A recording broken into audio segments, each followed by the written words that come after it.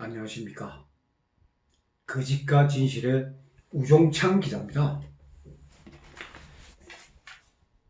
시청자 여러분께 오늘은 제가 먼저 질문 하나를 던지겠습니다. 여러분은 지금으로부터 26년 전인 1992년 2월 19일에 체결된 남북 기본 합의서에 대해 알고 계십니까? 세월이 흘렀기 때문에 아마 기억이 가물가물하실 겁니다. 문재인 대통령이 2018년 9월 18일부터 9월 20일까지 평양을 방문하여 김정은과 정상회담을 가졌고, 이 자리에서 평양 공동선언이라는 것을 발표하였습니다.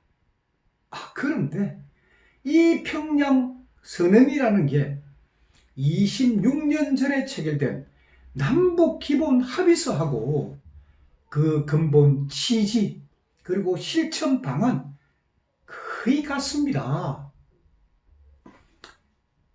그러나 북한이 남북 기본 합의서 체결 1년 후인 1993년에 NPT 핵 확산 금지 조약입니다. NPT를 탈퇴하고 핵무기 개발을 시작하면서 이 남북 기본 합의서는 무용지물이 되고 말았습니다. 남북 기본 합의서 굉장히 내용도 좋고 통일에 대한 큰 원칙, 대원칙을 기록해 놓은 겁니다. 이러한 남북 기본 합의서라는 이러한 역사적 사실이 엄연히 존재하고 있음에도 KBS, MBC, SBS 등 공중파 방송하고 JTBC, MBN 등 종편 방송들은 26년 전에 체결된 남북 기본 합의서의 취지가 무엇이고 그 중요한 합의를 북한이 일방적으로 깨뜨렸다는 사실은 쏙 빼버리고 하루 종일 한반도의 전쟁 위험이 사라지고 평화가 온 것처럼 입에서 거품을 토하고 있습니다. 오늘 우종창의 뉴스 해설 시간에서는 북한의 김일성이 왜 1992년에 남북 기본 합의서 체결에 동의를 했는지, 그리고 북한의 김정은은 왜 2018년 9월 시점에 문재인 대통령을 평양에 초청해서 철갑상어를 대접하고 백두산 등산을 하게 되었는지, 그 역사적 배경을 제가 설명해 드리겠습니다.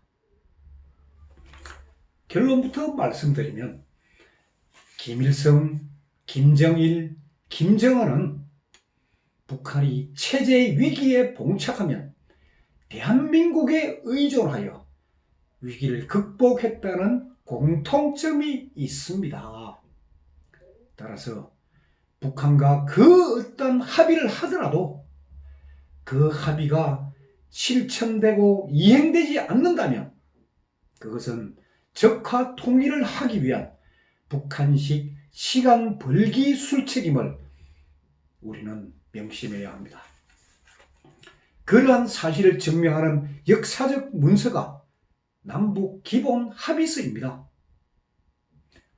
남북 기본 합의서는 대한민국의 노태우 대통령하고 북한의 김일성 간에 체결된 문서로서 정식 명칭은 뭐냐? 정식 명칭은 남북 사이의 화해와 불가침, 그리고 전쟁 위험 없앤다는 거, 불가침 및 교류 협력에 관한 합의서입니다. 화해와 불가침과 교류 협력에 관한 합의서입니다. 남과 북이 평화를 보장하고 서로 침략하지 않겠다고 합의한 문서가 남북 기본 합의서입니다. 남북 기본 합의서는 전문하고 그리고 25개, 25개 조항의 본문으로 구성이 되어 있습니다. 그 전문의 취지를 제가 잠시 읽어드리겠습니다. 평양선언하고 잘 음미해 보십시오. 무엇이 다르고 무엇이 같은지를요. 취지가 이렇습니다. 남과 북은 정치 군사적 대결 상태를 해소하여 민족적 화해를 이룩하며 무력에 의한 침략과 충돌을 막고 긴장 완화와 평화를 보장하며 다각적인 교류와 협력을 실현하여 민족 공동의 이익과 번영을 도모한다. 자 보세요. 전쟁 위협을 없애고 평화를 보장한다는 내용 이미 26년 전에 합의한 그런 내용입니다. 지금부터 북한의 김일성이 남북 기본 합의서에 서명할 수밖에 없었던 1992년의 상황, 그 무렵의 상황에 대해서 제가 설명을 드리겠습니다. 대한민국과 북한이 6.25 전쟁 이후 최초로 남북 통일과 관련하여 합의를 한 것은 1972년 7월 4일에 있었던 7.4 남북 공동선언입니다. 박정희 대통령의 지시를 받은 이후락 당시 중앙정보부장이 평양을 방문하여 그리고 김일성을 만나고 김일성과 만난 자리에서 자주 평화, 민족 대단결이라는 3대 통일 원칙에 합의를 했습니다. 우리 대한민국이 소위 통일이나 이런 전쟁 위협 없애야 되는 그 노력 안 한 거 아닙니다. 박정희 대통령 때부터 이미 해왔습니다. 평화. 그런데 이 7.4 남북 공동선언은 북한이 약속을 안 지키고 간첩 난파하고 휴전선 일대에서는 크고 작은 도발을 강행하면서 결국 진전이 없었습니다. 그러다가 1980년대 들면서 소련 공산당 서기장 고르바초프가 개혁과 개방을 추진했습니다. 페레스트로이카, 글라스노스트, 여러분 이 용어들 아실 거예요. 소련이 개혁과 개방을 추진하면서 유고슬라비아, 루마니아, 체코 등 동구 공산권 국가들이 붕괴되기 시작했습니다. 동구권 국가들은 북한 체제를 뒷받침하는 기둥들입니다. 왜? 북한은 식량을 자급자족할 수 없는 그런 나라입니다. 산악지대이기 때문에. 그래서 그동안 식량을 지원해주던 동구권이 몰락하면서 북한은 엄청난 식량 위기에 봉착합니다. 그리고 그 무렵 노태우 대통령은 공산권 국가들과 외교 관계를 맺는 등 활발하게 북방 외교 정책을 그때 펼칩니다. 그러니까 김일성이도 북한의 경제 위기를 탈피하기 위해서 남북한 고위급 회담, 그 고위급 회담에 응하게 됩니다. 그래서 이제 1990년 9월부터 남과 북의 총리가 대표가 되는 남북 고위급 회담이 서울과 평양에서 번갈아 열리게 됩니다. 여러분들도 그 당시 그 텔레비에서 그 방영하는 장면들 다 보셨을 겁니다. 그런 과정을 거쳐가지고 1992년 2월 평양에서 열린 제6차 고위급 회담에서 합의서 문건, 남북 기본 합의서, 이 문건을 정식으로 교환합니다. 그리고 그해 2월 달에 남북 기본 합의서를 교환하고 그해 9월에는 제8차 남북 고위급 회담에서 3개 부속 합의서를 채택합니다. 3개 부속 합의서. 그럼 3개 부속 합의서는 또 뭐냐? 남북 화해의 이행과 준수를 위한 부속 합의서. 지금 남북 화해입니다. 그 다음 남북 불가침의 이행과 준수를 위한 부속 합의서. 이건 남북 간의 군사 그런 내용들입니다. 지금 뭐 NLL 우쩌고 하는 그 내용들 이 합의서에서 다 다루고 있습니다. 그 다음에 남북 교류 협력, 이산가족 방문, 그리고 뭐 철도, 도로 연결하는 거, 남북 교류 협력의 이행과 준수를 위한 부속 합의서. 이게 실천 방안입니다. 이 실천 방안을 탁 만들면서 남북 기본 합의서라는 본 뜻하고 이제 실천 방안이 만들어지니까 이제 실천하면 되는 거예요. 자, 남북 합의서 내용 중에, 기본 합의서 내용 중에 일부 조항을 제가 한번 읽어드리겠습니다. 제5조에 어떻게 되어 있느냐. 남과 북은 현 정전 상태를 남북 사이의 공고한 평화 상태로 전환시키기 위하여 공동으로 노력한다. 평화 5조에 나와 있습니다. 제9조에 또 어떻게 되어 있느냐.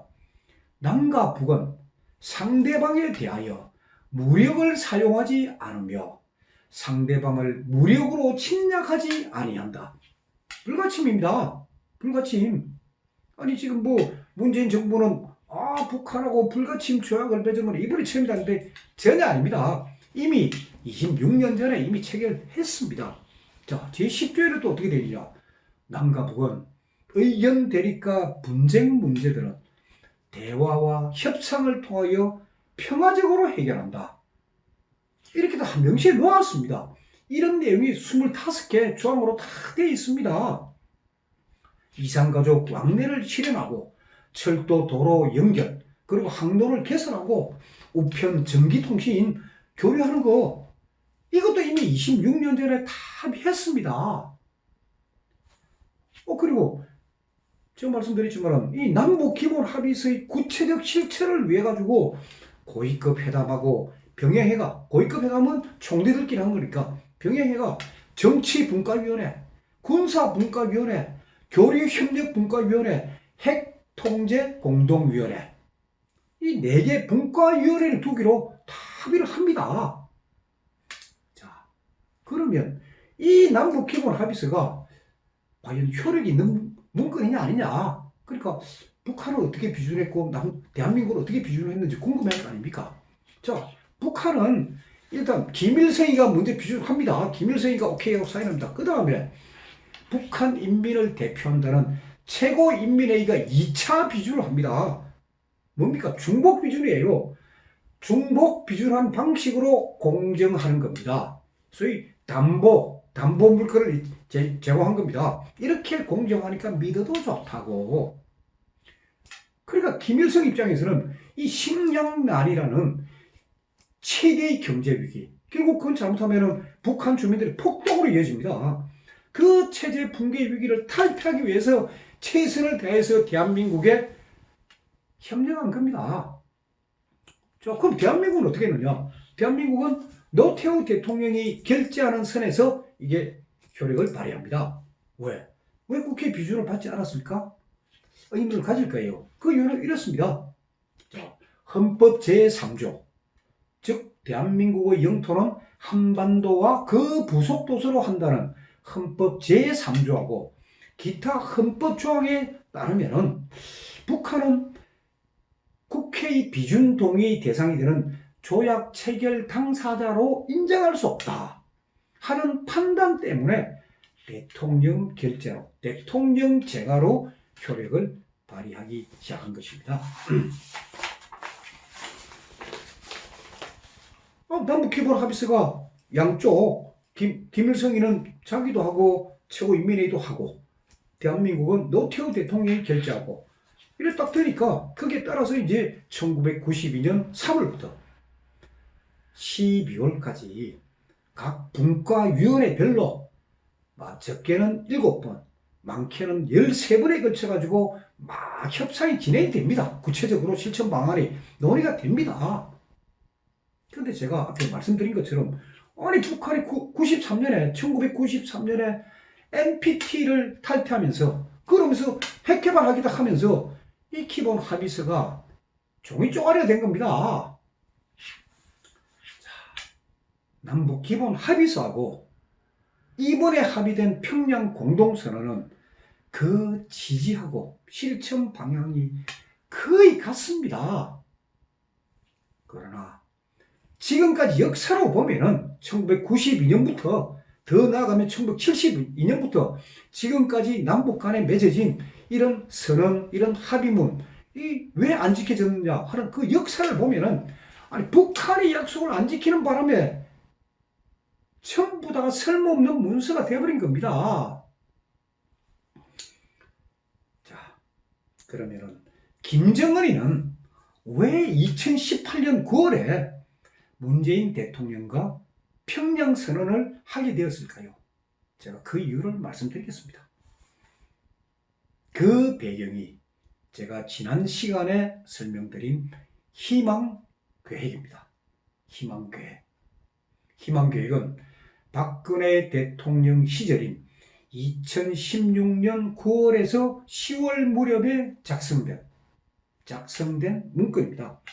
내용은 뭐냐? 북한의 급변 사태, 즉 북한 김정은 체제의 아주 돌발적인 붕괴에 대비한 남북 전역의 계엄령 설치, 김정은이가 갑자기 어느 날 사라져버리고 없다. 진짜 북한에 엄청난 급변 사태가 벌어진다. 북한 난민들이 대규모로 남쪽으로 대한민국으로 넘어오는 그런 경우에 대비해서 남북한 전역에 계엄령을 설치하는 그런 내용들이 포함되어 있는 것이 희망계획입니다.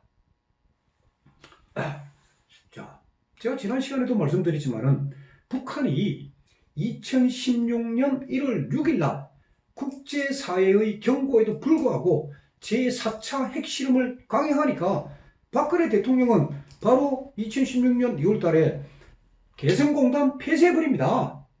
북한의 자금줄을 끊어버린 겁니다. 자, 이렇게 되니까 태영호 공사, 영국 주재 북한 공사, 태영호 공사를 비롯해서 북한 정찰총국 소속 대자, 이런 북한 고위급 인사들의 탈북과 망명이 줄을 이어졌다 하는 건 제가 지난 시간에 설명드렸는데, 그뿐만 아니고 그 무렵에 국가정보원은 북한의 전자 전문가를 탈북시켰다고 합니다. 북한의 전자 전문가를 국가정보원이 주도하여 탈북을 시켰다고 합니다.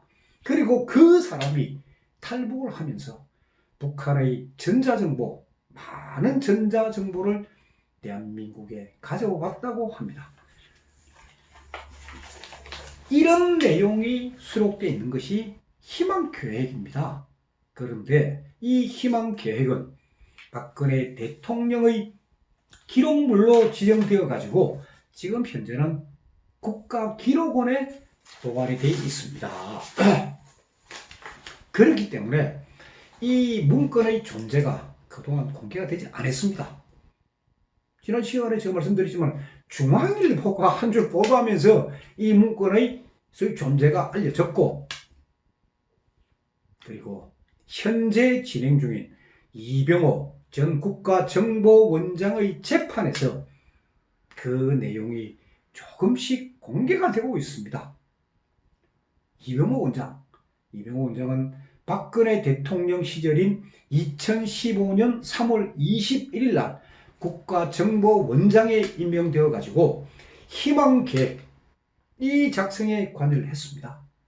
그러다 문재인 정부 출범 후 국정원 특활비 사건 그것으로 구속돼 현재 구치소에서 수감되어 있으면서 현재 재판을 받고 있습니다.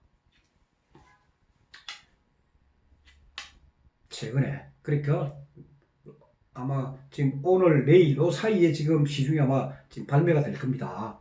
월간조선 2018년 10월호에 이병호 전 국가정보원장의 옥중 격정 토로라는 기사가 실려 있습니다. 그 기사 속에 희망계획의 일부 내용이 소개가 되어 있습니다.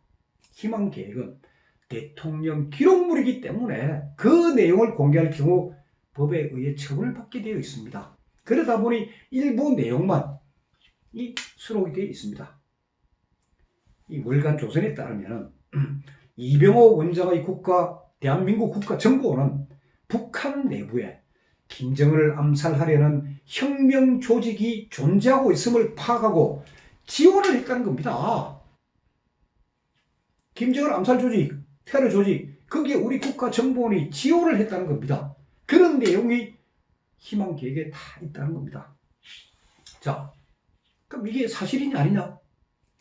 아니 북한이 그동안에 조선중앙통신, 조선중앙방송 통해 가지고 뭐라고 그동안 했습니까?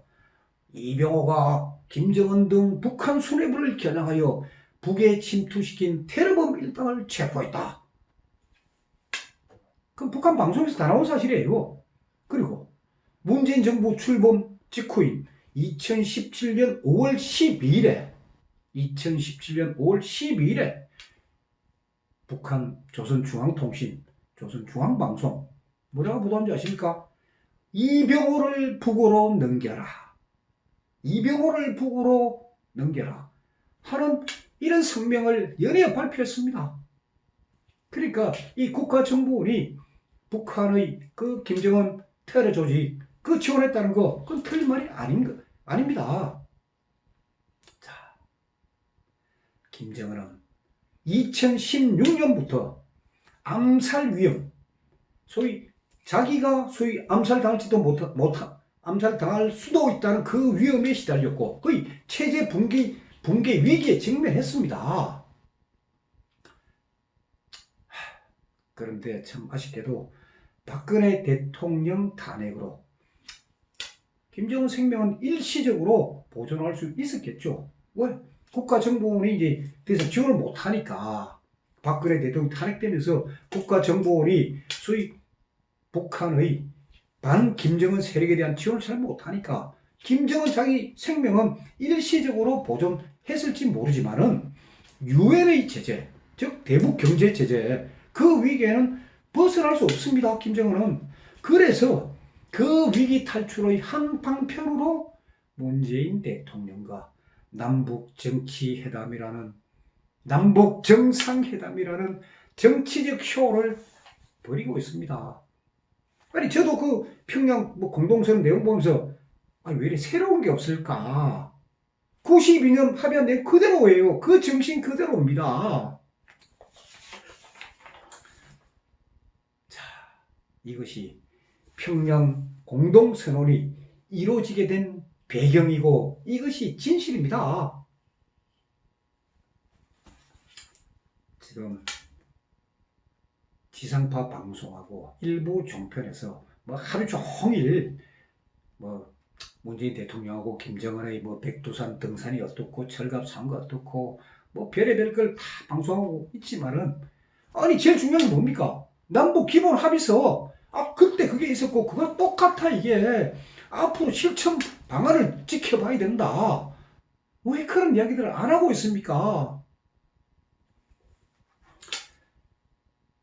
지금 대한민국은 문재인 정부가 득세하고 있는 현 상황의 대한민국은 왼쪽으로 좌쪽으로 기울어진 운동장입니다.